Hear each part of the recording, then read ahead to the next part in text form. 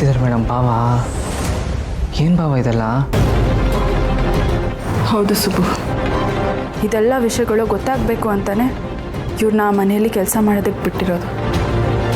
ಆ ವಿಜಯಾಂಬಿಕಾ ದೃಷ್ಟಿಯಲ್ಲಿ ಇವರು ಅವಳಿಗೆ ನಿಯತ್ತಾಗಿದ್ದಾರೆ, ಆದರೆ ಇವ್ರು ನಿಜವಾಗ್ಲೂ ಕೆಲಸ ಮಾಡ್ತಿರೋದು ನಮಗೋಸ್ಕರ. ಅಲ್ಲ, ಆದರೂ ಈ ಥರ... ಅಯ್ಯೋ ಸುಬ್ಬು, ಈ ರೀತಿ ಯೋಚನೆ ಮಾಡಿರೋದು ಶ್ರಾವಣಿ ಮೇಡಮ್ ಅಲ್ಲ.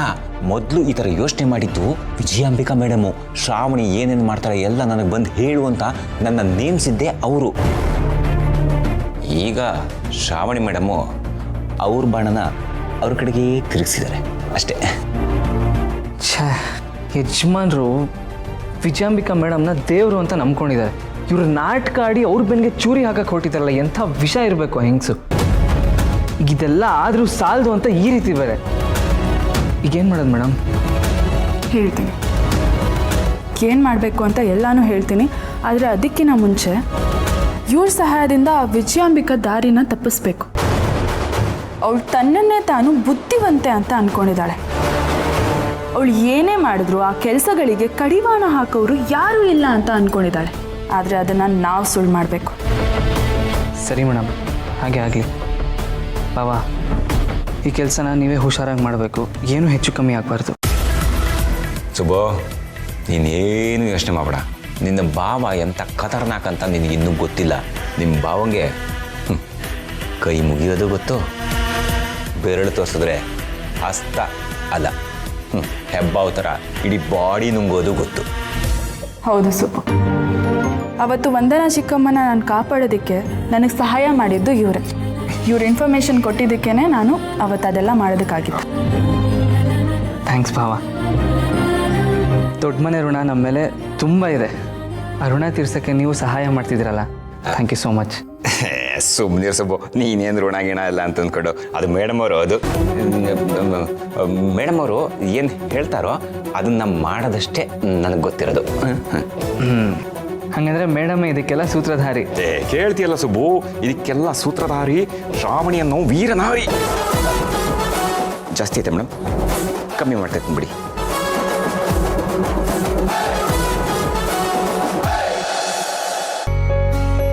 ಅಣ್ಣ, ಸ್ವೀಟ್ ತಂದು ಕೊಡ್ಲಾ? ಏನೋ ಯಾವತ್ತೂ ಇಲ್ಲದು ಸ್ವೀಟ್ ಕೇಳ್ತಾ ಇದೆಯಾ? ಸ್ವೀಟ್ ತಿನ್ನುವಂಥದ್ದು ಏನಾಯ್ತು? ಏನಿಲ್ಲ ಅಣ್ಣ, ತುಂಬ ಖುಷಿಯಾದಾಗ ಏನಾದ್ರು ಸಿಹಿ ತಿನ್ಬೇಕು ಅನ್ಸುತ್ತಲ್ಲ, ಅದಕ್ಕೆ ಕೇಳಿದೆ. ಓಹೋ, ಏನಪ್ಪ ಸ್ವೀಟ್ ತಿನ್ನುವಂಥ ವಿಷಯ? ನನಗೂ ಹೇಳು, ಸ್ವಲ್ಪ ತಿಳ್ಕೊಂಡು ನಾನು ಖುಷಿ ಪಡ್ತೀನಿ. ಹೇಳೋದೇನಿದೆ ಅಣ್ಣ, ಈ ಖುಷಿಯಾಗಿರೋದು ನಿನ್ನಿಂದಾನೆ. ನನಗೆ ನನ್ನ ಕಣ್ಣನ್ನೇ ನಂಬಕ್ಕಾಗ್ತಿಲ್ಲ. ಸುಬ್ಬುನ ಪ್ರೀತಿಯಿಂದ ಮಾತಾಡಿಸಿ ನೀನು ಅವನ್ನ ಆರೈಕೆ ಮಾಡ್ದಲ್ಲ, ನಿಜವಾಗ್ಲೂ ಮನ್ಸಿಗೆ ತುಂಬ ಖುಷಿ ಆಯ್ತಣ್ಣ. ಇವತ್ತು ಸುಬ್ಬು ಬೇಗ ಹುಷಾರಾಗೋದಕ್ಕೆ ನೀನೇ ಕಾರಣ. ಹಾಗೆಲ್ಲ ಏನೂ ಇಲ್ಲ ಕಣ. ಸುಬ್ಬು ನನ್ನ ಸೇವೆನ ಇಷ್ಟು ವರ್ಷದಿಂದ ಮಾಡ್ತಾ ಇದ್ದಾನೆ. ಅವನಿಗೆ ಇಷ್ಟು ಮಾಡದೇ ಇದ್ರೆ ಹೇಗೋ? ನೀನು ಅವನ ಬಗ್ಗೆ ಹೇಳಿದಾಗ ನನ್ನ ತಲೆಗೆ ಹೋಗಲಿಲ್ಲ, ಆದರೆ ಈಗೆಲ್ಲ ಅರ್ಥ ಆಗ್ತಾ ಇದೆ. ನಮ್ಮ ಜೀವನನ, ನಮ್ಮ ಮನಸ್ಸನ್ನು ಬದಲು ಮಾಡೋದು ಪರಿಸ್ಥಿತಿ. ಎಷ್ಟೋ ಪರಿಸ್ಥಿತಿಲಿ ಸುಬ್ಬು ಮಾಡಿದ್ದು ನನಗೆ ಇಷ್ಟ ಆಗಿಲ್ಲ ಅನ್ನೋದು ಸುಳ್ಳಲ್ಲ. ಆದರೆ ಕಣ್ಣೆದುರಿಗೆ ನಡೆದಿದ್ದನ್ನು ಪ್ರಮಾಣಿಸಿ ನೋಡದೆ ಬೇರೆಯವ್ರು ಹೇಳಿದ್ದೇ ನಿಜ ಅಂತ ನಾವು ನಂಬಿದರೆ ನಮಗೆ ಮನಸ್ಸಿಗೆ ಹತ್ತಿರವಾದವ್ರನ್ನೇ ನಾವು ತಪ್ಪಾಗಿ ಜಡ್ಜ್ ಮಾಡಿಬಿಡ್ತೀವಿ. ಆಗ ಮನಸ್ಸು ಹೇಳಿದ ಮಾತನ್ನು ಕೇಳಲ್ಲ, ಬುದ್ಧಿಗೆ ಜಾಸ್ತಿ ಕೆಲಸ ಕೊಟ್ಬಿಡ್ತೀವಿ. ಆದರೆ ಜೀವನ ನಮಗೆ ಪ್ರತಿ ಕ್ಷಣದಲ್ಲೂ ಒಂದು ಪಾಠ ಕಲಿಸ್ತಾನೇ ಇರುತ್ತೆ. ಈಗಲೂ ನೋಡು, ಸುಬ್ಬು ನನ್ನ ಮೇಲಿಟ್ಟಿರೋ ಗೌರವ ಪ್ರೀತಿಯಿಂದ ಇನ್ನೊಂದು ಪಾಠ ಕಲಿತೆ. ನಾವೇ ದೊಡ್ಡವರು, ನಮಗೆ ಎಲ್ಲ ಗೊತ್ತು ಅನ್ನೋ ಭ್ರಮೆಯಲ್ಲಿರ್ತೀವಿ. ಆದರೆ ನಮಗಿಂತ ಜೀವನ ದೊಡ್ಡದು. ನಾವು ಹಣ್ಣು ಮುದುಕರಾದಾಗಲೂ ಕೂಡ ನಮಗೆ ಜೀವನ ಪಾಠ ಕಲಿಸ್ತಾನೇ ಇರುತ್ತೆ. ಹೌದಣ್ಣ, ಈ ಪಾಠ ಕಲಿಯೋದಕ್ಕೆ ಇಷ್ಟು ದಿನ ಬೇಕಾಯ್ತಲ್ಲ ಅಂತ. ನೀನು ಸುಬ್ಬುನ ರಾಂಗಾಗಿ ಜಡ್ಜ್ ಮಾಡಿ ತಪ್ಪು ಮಾಡಿದೆ ಅಂತ ನಿನ್ಗೆ ಈಗಲಾರು ಗೊತ್ತಾಯ್ತಲ್ಲ, ನನಗಂತೂ ತುಂಬ ಖುಷಿ ಆಗ್ತಿದೆ. ಅಣ್ಣ, ನನಗೆ ಸುಬ್ಬು ಬಗ್ಗೆ ಗೊತ್ತಾಗಿ ತುಂಬ ನೊಂದ್ಕೊಂಡೆ. ನಾನು ಅವನಿಗೆ ಏನೆಲ್ಲ ಅಂದ್ಬಿಟ್ಟೆ. ಮನಸ್ಸಿಗೆ ತುಂಬ ಬೇಜಾರಾಯಿತು. ನಾನು ಆಗಲೇ ಡಿಸೈಡ್ ಮಾಡಿದೆ, ಗೊತ್ತಿದ್ದು ಗೊತ್ತಿಲ್ಲದೇನೆ ಯಾರ್ದಾದ್ರೂ ಮಾತು ಕೇಳಿ ನಾನು ರಾಂಗಾಗಿ ಜಡ್ಜ್ ಮಾಡಿದರೆ ಆ ಕ್ಷಣನೇ ಅವ್ರ ಹತ್ರ ಹೋಗಿ ಸಾರಿ ಕೇಳಬೇಕು ಅಂತ. ಆದರೆ ನನ್ನ ಗಮನಕ್ಕೆ ಬಂದ ಹಾಗೆ ನಾನು ಯಾರನ್ನೂ ರಾಂಗಾಗಿ ಜಡ್ಜ್ ಮಾಡಿರಲಿಲ್ಲ. ಆದರೆ ಸುಬ್ಬುನ ಆ ರೀತಿ ತಿಳ್ಕೊಂಡು ಅವನ ಹತ್ರ ಹೋಗಿ ಕ್ಷಮೆ ಕೇಳಿದಾಗ ನಿಜವಾಗ್ಲೂ ಮನಸ್ಸು ನಿರಾಳ ಆಯಿತು. ನಿನ್ನ ವಿಷಯದಲ್ಲಿ ಹೇಗಣ? ಯಾವತ್ತಾದರೂ ಯಾರ್ದಾದ್ರೂ ಮಾತು ಕೇಳಿ ಯಾರನ್ನಾದ್ರೂ ತಪ್ಪು ತಿಳ್ಕೊಂಡಿದ್ದು ಉಂಟಾ?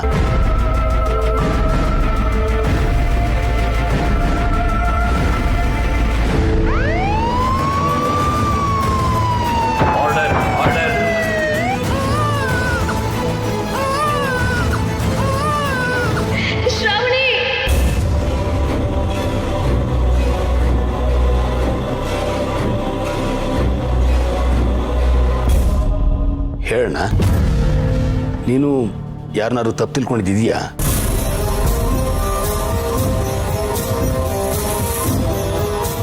ಅಣ್ಣ ಅಣ್ಣ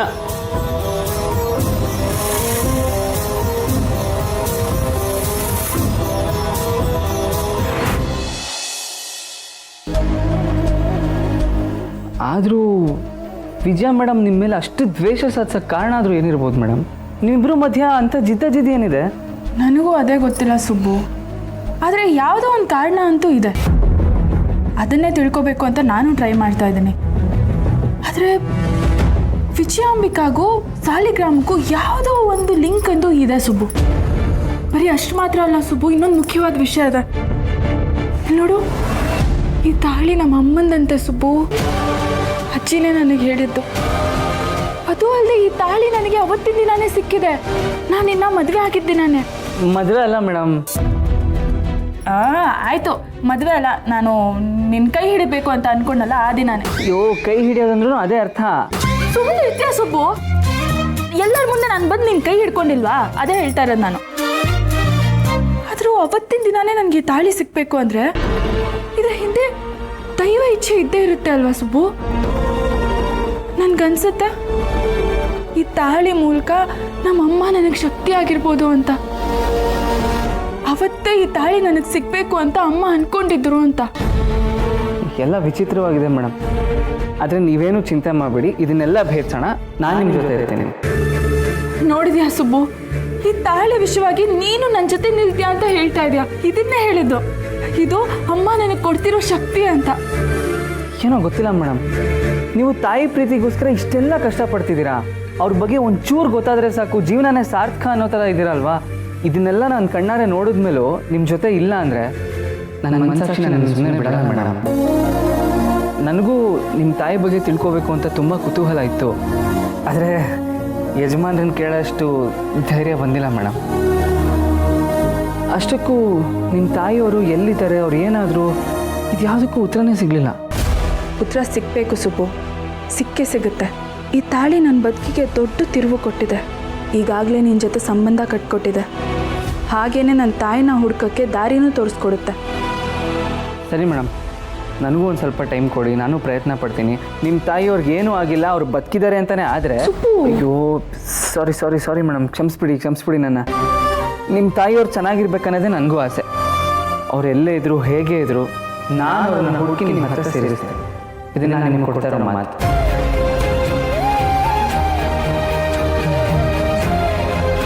thank you Subbu, thank you so much.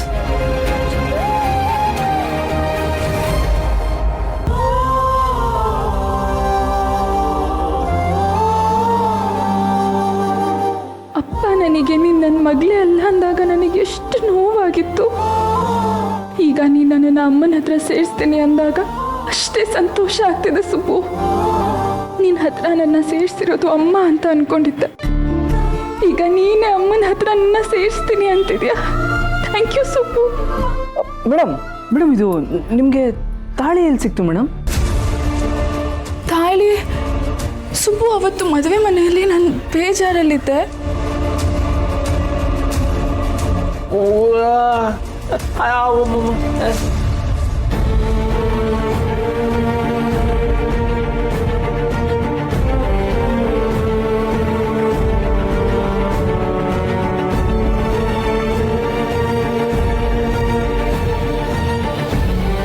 ಯಾರು ಮೇಡಮ್ ಅದು? ಯಾರು ಕೊಟ್ಟಿದ್ದು ನಿಮಗೆ? ಯಾರು ಅದು ಯಾರಂತಾನೆ ಗೊತ್ತಿಲ್ಲ ಸುಬ್ಬು. ಅವ್ರನ್ನ ಮೊದಲನೇ ಸಲ ನೋಡಿದ್ದು ನಾನು. ಯಾರು ನೀವು? ಏನಾಗಬೇಕು? ಸುಬ್ಬು,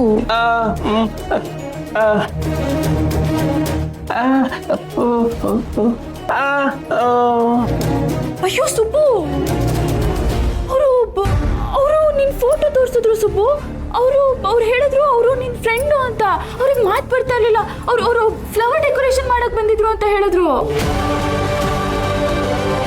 ಅವರಾ ಮೇಡಮ್? ಹಾ.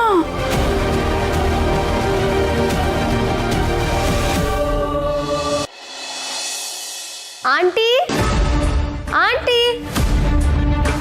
ಶ್ರೀವಲಿ, ಹೇಗಿದ್ಯಮ್ಮ? ಏನು ಇಷ್ಟೊತ್ತಲ್ಲಿ ಬಂದಿದ್ದು? ಅದು ನಾನು ನಿಮ್ಮ ಹತ್ರ ಒಂದು ಮುಖ್ಯವಾದ ವಿಷಯ ಮಾತಾಡಬೇಕಾಗಿತ್ತು, ಅದಕ್ಕೆ ಬಂದೆ. ಈ ಶ್ರಾವಣಿ ಎಲ್ಲೋದ್ಲು? ಕಾಣಿಸ್ತಿಲ್ವಲ್ಲ. ಇವಳು ಬಂದರೆ ಸರಿಯಾಗಿ ಒಂದು ಚಮಕ್ ಕೊಡ್ತೀನಿ. ಶ್ರೀವಲಿ, ಯಾರು ಹುಡುಕ್ತಿದ್ಯಾ? ಅದು ಆಂಟಿ, ನೀವೊಬ್ಬರೇ ಇದ್ದೀರಾ? ಮನೇಲಿ ಯಾರೂ ಇಲ್ವಾ ಅಂತ ನೋಡ್ತಿದ್ದೆ. ಯಾಕಿಲ್ಲ ಶ್ರೀವಲ್ಲಿ, ಈ ಮನೆಗೆ ಹಿರಿಜೀವ, ಸದಾ ಶಾಂತವಾಗಿರೋ ಈ ಕಾಂತಮ್ಮ ನಿನ್ನ ಕಣ್ಣಿಗೆ ಕಾಣಿಸ್ಲಿಲ್ವಾ? ನನಗೆ ಕಾಣಿಸ್ಲಿಲ್ಲ. ಹೌದು ಬಿಡಮ್ಮ, ನಿನಗೆಲ್ಲಿ ಕಾಣಿಸುತ್ತೆ? ನಿನ್ನ ಕಣ್ಣು ಬೇರೆ ಯಾರನ್ನೋ ಹುಡುಕುತ್ತಿರುವಾಗ ಇನ್ಯಾರಾದ್ರೂ ಯಾಕೆ ಕಾಣಿಸ್ತಾರೆ? ಏನು ಹೇಳ್ತಿದ್ದೀರಾ ನೀವು? ಅಂದ್ರೆ ನಿನ್ನ ಕಣ್ಣಿನ ಸೌಂದರ್ಯದ ಗುಟ್ಟೇನು ಅಂತ ಪ್ರಶ್ನೆ ಮಾಡೋಣ ಅಂತಿದ್ದೆ. ಶ್ರೀವಲ್ಲಿ, ತಗೋ ಪಾಯಸ. ಪಾಯಸನಾ? ಅಕ್ಕ, ಪಾಯಸ ಯಾಕೆ ಮಾಡಿದ್ರಿ? ಏನು ವಿಶೇಷ? ಅದು ವರಂಗೆ ಬ್ಯಾಂಕಲ್ಲಿ ಅಧಿಕಾರಿಯಾಗಿ ಕೆಲಸ ಸಿಕ್ತಲ್ಲ, ಅದಕ್ಕೆ ಪಾಯಸ ಮಾಡಿದೀವಿ. ಅವಳಿಗೆ ಬೆಳಗ್ಗೆಯಿಂದ ಫೋನ್ ಮಾಡ್ತಾನೆ ಇದ್ದೀನಿ, ಅದ್ರೊಳಗೆ ಫೋನೇ ತೆಗಿತಿಲ್ಲ. ನಿಜನಮ್ಮ, ಮನೆ ಮಗಳು ಮೇಲಿದ್ದಾಳೆ ಅಂತ ಗೊತ್ತಿದ್ರು ಅವಳನ್ನ ನೋಡೋಕ್ಕಾಗಲ್ಲ ಅನ್ನೋ ಸತ್ಯ ನಮಗೂ ಚೆನ್ನಾಗಿ ಗೊತ್ತು. ನೀನ್ಯಾಕೆ ಕಷ್ಟಪಡ್ತೀಯ ವಿಶಾಲು? ನಮ್ಮ ಮನೇಲಿ ಇಲ್ವೇ ಲೇಡೀಸ್ ಸಿಂಗಮ್? ಅವ್ರಿಗೊಂದು ಮಾತು ಹೇಳಿದ್ರೆ ಸಾಕು, ಮೇಲಿದಾರಲ್ಲ, ಅವ್ರ ಹೆಸರೇನು? ಏನೇ ಅವ್ರ ಹೆಸರು? ಇಂದ್ರಮ್ಮ. ಇಂದ್ರಮ್ಮನ್ನು ಮತ್ತೆ ಅವ್ರ ಅಮ್ಮನ್ನು ಇಬ್ಬರನ್ನು ಪಳಗಿಸ್ಬಿಡ್ತಾರೆ. ನೋಡಿ ಕಾಂತಮ್ಮ, ಮಮ್ಮಿ, ನೀವು ನನಗೇನು ಬೇಕಾದರೂ ಹೇಳಿ, ನಮ್ಮ ಅಮ್ಮಂಗೆ ನಮ್ಮ ಅಜ್ಜಿಗೆ ಏನಾದರೂ ಹೇಳಿದ್ರೆ ನಾನು ಸಹಿಸ್ಕೊಳ್ಳೋದಿಲ್ಲ. ಅಯ್ಯಯ್ಯೋ ಬೀಗ್ತಿವ್ರೆ, ಸ್ವಲ್ಪ ಸುಮ್ಮನೆ ಇರಿ. ನಾನೇನೋ ಹೇಳಿದ್ರೆ ಪ್ರತಿಯೊಂದಕ್ಕೂ ನೀವೇನೋ ಅನ್ಕೊಂಡ್ಬಿಡ್ತೀರಲ್ಲ. ಆ ಶ್ರಾವಣಿನ ತಲೆ ಮೇಲೆ ಎತ್ಕೊಂಡು ಮೆರೆಸ್ತಾ ಇದ್ದಾರೆ. ಇವಳು ಲೇಡಿ ಸಿಂಗಮ್ ಅಂತೆ. ಇರಲಿ, ಇವತ್ತಿವಳಿಗೆ ಬಿಸಿ ಮುಟ್ಸೆ ನಾನು ಹೋಗೋದು. ಅತ್ತೆ, ಅದು ಅಡುಗೆ ಮನೆಯಲ್ಲಿ. ಶ್ರಾವಣಿ ಮೇಡಮ್ ಅವರೇ, ಇನ್ನು ಸ್ವಲ್ಪ ಪಾಯಸ ತಗೊಳ್ಳಿ. ನನಗೆ ಬೇಡ ಅದಕ್ಕೆ. ಮನೆಗೆ ಅತಿಥಿಗಳು ಬಂದಿದ್ದಾರಲ್ಲ, ಅವ್ರಿಗೆ ಕೊಡಿ, ಅವರೇ ತಗೊಳ್ಳಿ. ಓ, ನಾನು ಬಂದಿರೋ ವಿಚಾರನೇ ಮರ್ತೋಗ್ಬಿಟ್ಟೆ ನೋಡಿ ಆಂಟಿ. ಇಲ್ಲಿ ನೋಡಿ.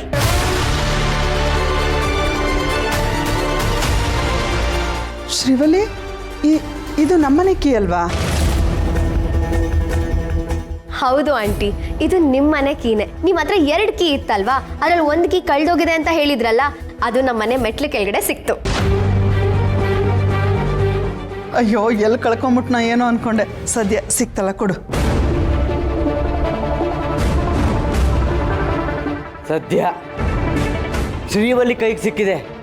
ಬೇರೆ ಇನ್ಯಾರ ಕೈಗಾದರೂ ಸಿಕ್ಕಿಬಿಟ್ಟಿದ್ರೆ ನಾವ್ಯಾರು ಇಲ್ಲ ಸಮಯ ನೋಡಿಕೊಂಡು ಈ ಮನೆ ಒಳಗೆ ನುಗ್ಗಿ ಏನಾದರೂ ದೋಚ್ಕೊಂಡು ಹೋಗ್ಬಿಟ್ಟಿದ್ರೆ? ಅತ್ತೆ, ನಮ್ಮ ಮನೇಲಿ ದೋಚ್ಕೊಳ್ಳೋಕೆ ಏನಿದೆ ಹೇಳಿ? ಅದು ಸರಿ ಅನ್ನು. ನೀನು ಸುಬ್ಬು ಇಬ್ರು ಸೈನ್ ಮಾಡಿರೋ ಮ್ಯಾರೇಜ್ ಸರ್ಟಿಫಿಕೇಟ್ ಒರಿಜಿನಲ್ ಕಾಪಿ. ಈ ವಿಜಯಾಂಬಿಕಾ ಮನಸ್ಸು ಮಾಡಿದ್ರೆ ಎಲ್ಲಿಂದ ಎಲ್ಲಿ ಬೇಕಾದ್ರೂ ಕಾಂಟ್ಯಾಕ್ಟ್ ಮಾಡ್ಬೋದು.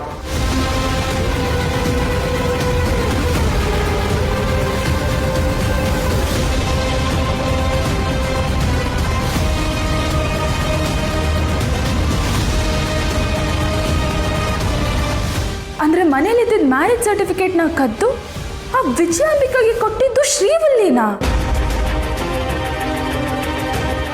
ಆಂಟಿ, ಮನೆಯಲ್ಲಿ ಎಲ್ಲ ವಸ್ತುಗಳು ಇರೋ ಜಾಗದಲ್ಲಿ ಇದೆಯಾ, ಎಲ್ಲ ಸರಿಯಾಗಿದೆಯಾ ಅಂತ ಒಂದ್ಸತಿ ಚೆಕ್ ಮಾಡ್ಕೊಳ್ಳಿ. ಕಾಂತಮ್ಮ ಹೇಳ್ದಾಗೆ ಯಾರಿಗಾದ್ರೂ ಕೀ ಸಿಕ್ಕು ಏನಾದರೂ ಕದ್ದಿದ್ರೆ?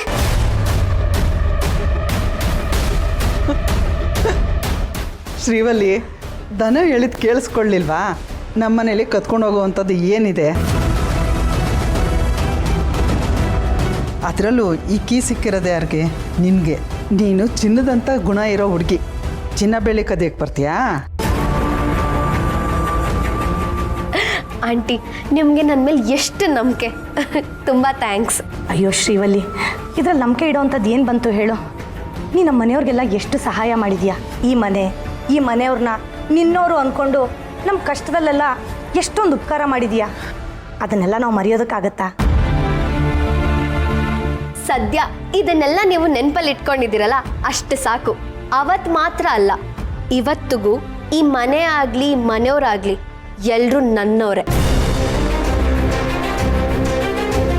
ನನ್ನವ್ರನ್ನ ನಾನು ಅಷ್ಟು ಸುಲಭವಾಗಿ ಬಿಟ್ಕೊಡೋದಿಲ್ಲ. ಒಂದು ಸಲ ಮನಸ್ಸಿಂದ ನನ್ನವರು ಅಂತ ಅಂದ್ಕೊಂಡ್ರೆ ಮುಗೀತು. ನನ್ನ ಜೀವನ ಪರ್ಯಂತ ಅವ್ರನ್ನ ಅದೇ ಸ್ಥಾನದಲ್ಲೇ ಇಟ್ಟಿರ್ತೀನಿ. ಅಯ್ಯೋ, ಯಾರನ್ನ ಯಾರು ಎಲ್ಲಿಟ್ಟಿರ್ತಾರೆ ಬಿಡ್ತಾರೆ ಅನ್ನೋದು ಆ ಕಾಲ ನಿರ್ಧಾರ ಮಾಡುತ್ತೆ ಬಿಡಮ್ಮ. ಇವಾಗ ಇಟ್ಟು ಸಾಮಾನು ಇನ್ನೊಂದು 5 ನಿಮಿಷಕ್ಕೆ ಇರೋ ಜಾಗದಲ್ಲೇ ಇರಲ್ಲ. ಅಯ್ಯೋ ದೇವ್ರೆ, ನಂದೆರಡು ಸೀರೆ ಇಟ್ಟಿದ್ದೆ ರೂಮಲ್ಲಿ, ನೋಡ್ಕೊಂಬರ್ತೀವಿ. ಶ್ರೀವಲ್ಲಿ, ಅತ್ತೆಯವ್ರು ಆ ರೀತಿ ಮಾತಾಡಿದ್ರು ಅಂತ ನೀನು ಬೇಜಾರು ಮಾಡ್ಕೋಬೇಡ. ಅವ್ರು ಹೇಗೆ ಅಂತ ನಿನಗೂ ಗೊತ್ತಲ್ವಾ? ಪರವಾಗಿಲ್ಲ ಅಕ್ಕ, ನನ್ನ ಬಗ್ಗೆ ಒಬ್ಬೊಬ್ರಿಗೆ ಒಂದೊಂದು ಥರ ಅಭಿಪ್ರಾಯ ಇರುತ್ತೆ. ನಾನು ಅದಕ್ಕೆಲ್ಲ ತಲೆ ಕೆಡಿಸ್ಕೊಳ್ಳಲ್ಲ. ನಾನೇನು ಅಂತ ನಿಮಗೆ ಗೊತ್ತಿದೆಯಲ್ಲ, ಅಷ್ಟು ಸಾಕು.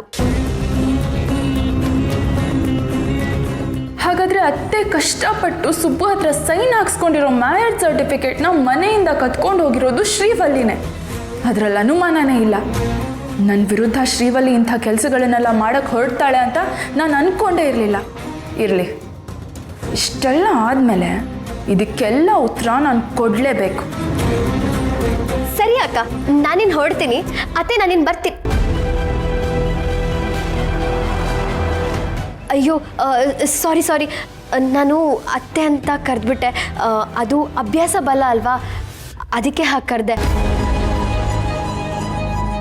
ನಾನು ಆಗಲೇ ಹೇಳ್ದಾಗೆ ಯಾರ್ಯಾರಿಗೆ ಯಾವ್ಯಾವ ಸ್ಥಾನ ಕೊಟ್ಟಿರ್ತೀನೋ ಅದೇ ಸ್ಥಾನದಲ್ಲೇ ಇಟ್ಟಿರ್ತೀನಿ ಅಂತ, ಅದಕ್ಕೆ ಆ ರೀತಿ ಕರೆದ್ಬಿಟ್ಟೆ. ಸಾರಿ, ನಾನಿನ್ನು ಬರ್ತೀನಿ ಆಂಟಿ. ಸರಿಯಮ್ಮ, ಹೋಗ್ಬಿಟ್ ಬಾ.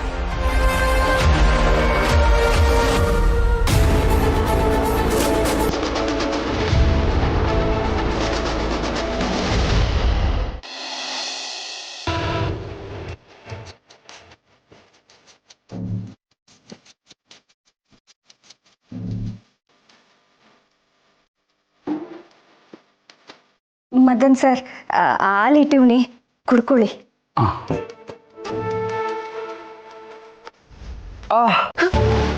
ಅಯ್ಯೋ ಸರ್, ಏನಾಯ್ತು?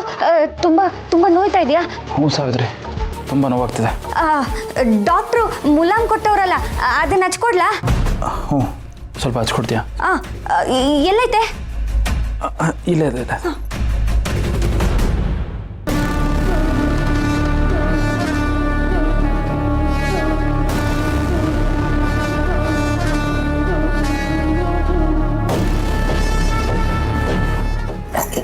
ಇದೆಯಾ?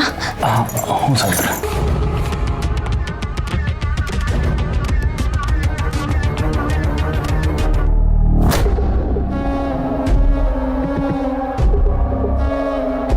ಹಳ್ಳಿ ಹುಡುಗಿರು ಇಷ್ಟು ಚೆನ್ನಾಗಿರ್ತಾರ? ಇಷ್ಟು ದಿವಸ ಶ್ರಾವಣಿ ಅಂತ ಅವಳ ಬಗ್ಗೆನೇ ತಲೆ ಕೆಡಿಸ್ಕೊಂಡು ಕಣ್ಣು ಮುಚ್ಕೊಂಡು ಕೂತ್ಬಿಟ್ಟಿದ್ನ. ಅಪರೂಪಕ್ಕೆ ನಾಟಿ ಕೋಳಿ ಎದುರಿಗಿರುವಾಗ ರುಚಿ ನೋಡದೆ ಹೇಗಿರಲಿ. ಹಳ್ಳಿಯಿಂದ ಬಂದಿರೋಳು, ಅದರಲ್ಲೂ ಆ ಮುದುಕಿ ಜೊತೆ ಬಂದಿರೋಳು, ಅಷ್ಟು ಸುಲಭವಾಗಿ ಕೈಗೆ ಸಿಗಲ್ಲ. ಹೇಗಾದರೂ ಮಾಡಿ ಪಟಾಯಿಸ್ಬೇಕಲ್ಲ. ಇರಲಿ, ಇವಳನ್ನು ಪಟಾಯಿಸ್ಬೇಕು ಅಂದರೆ ಎಮೋಷ್ನಲ್ ಆ್ಯಂಗಲಲ್ಲೇ ಹೋಗಬೇಕು.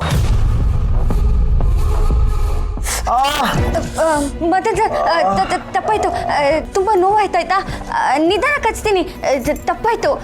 ಇಲ್ಲ ಸಾವಿತ್ರಿ, ನೋವಾಗಿದ್ದು ನಿನ್ನಿಂದ ಅಲ್ಲ, ನೋವಾಗಿದ್ದೆ ಬೇರೆ ಕಾರಣಕ್ಕೆ. ಬೇರೆ ಕಾರಣಕ್ಕ? ಏನಾಯಿತು? ಅದು ಏನಾಯಿತು ಅಂದರೆ, ಒಂದು ಹುಡುಗ ಮದುವೆ ಆಗಿರೋ ಹುಡುಗಿನ ತುಂಬ ಸತಾಯಿಸ್ತಾ ಇದ್ದ. ಆ ವಿಷಯ ನಂಗೆ ಗೊತ್ತಾಗಿ ಅವನನ್ನು ಹೊಡೆಯೋಣ ಅಂತ ಹೋದೆ. ತುಂಬ ಜನ ಇದ್ದರು. ಆ ಹೊಡೆದಾಟದಲ್ಲಿ ಈ ರೀತಿಯೆಲ್ಲ ಆಗೋಯ್ತು. ನನಗೆ ಒಂದು ಹೆಣ್ಣಿಗೆ ಅನ್ಯಾಯ ಆಗ್ತಿದೆ ಅಂದರೆ ಅದನ್ನು ನೋಡ್ಕೊಂಡು ಸುಮ್ಮನಿರೋಕ್ಕೆ ಆಗಲ್ಲ ಸಾವಿತ್ರಿ. ಅಯ್ಯೋ ದೇವರೇ, ಆಮ್ಯಾಕೆ ಏನಾಯ್ತು? ಹೇಗೋ ಕಷ್ಟಪಟ್ಟು ಆ ಹೆಣ್ಣನ್ನು ಕಾಪಾಡಿಕೊಂಡೆ. ಆದರೂ ಆ ಹೆಣ್ಣಿನ ಪರಿಸ್ಥಿತಿ ನೆನೆಸ್ಕೊಂಡ್ರೆ ಅಯ್ಯೋ ಅನ್ಸುತ್ತೆ. ಏಟು ಒಳ್ಳೆಯವ್ರು ಸರ್ ನೀವು. ನಮ್ದು ಯಾರು ನಮ್ಮ ಯಜಮಾನರು ವೀರೇಂದ್ರ ಸಾಹೇಬ್ರು ಇದ್ರಲ್ಲ, ಅದೇ ಥರನೇ, ಅವ್ರ ಥರನೇ ನೀವು ತುಂಬ ಒಳ್ಳೆಯವರು. ಬೇಗ ಹುಷಾರಾಯ್ತದೆ, ಏನೂ ಯೋಚನೆ ಮಾಡಬೇಡಿ. ಒಂದು ಹೆಣ್ಣಿಗೋಸ್ಕರ ಈಟೊಂದು ಹೋರಾಡಿದ್ದೀರಿ ಇನ್ಮ್ಯಾಕೆ ನಿಮ್ಮ ಸೇವೆ ಮಾಡೋದು ನನ್ನ ಪುಣ್ಯ. ಇನ್ಮ್ಯಾಕೆ ನಿಮ್ಗೇನೇ ಬೇಕಿದ್ರು ನನ್ನನ್ನು ಕೂಗಿ. ಆಯಿತು ಸಾವಿತ್ರಿ.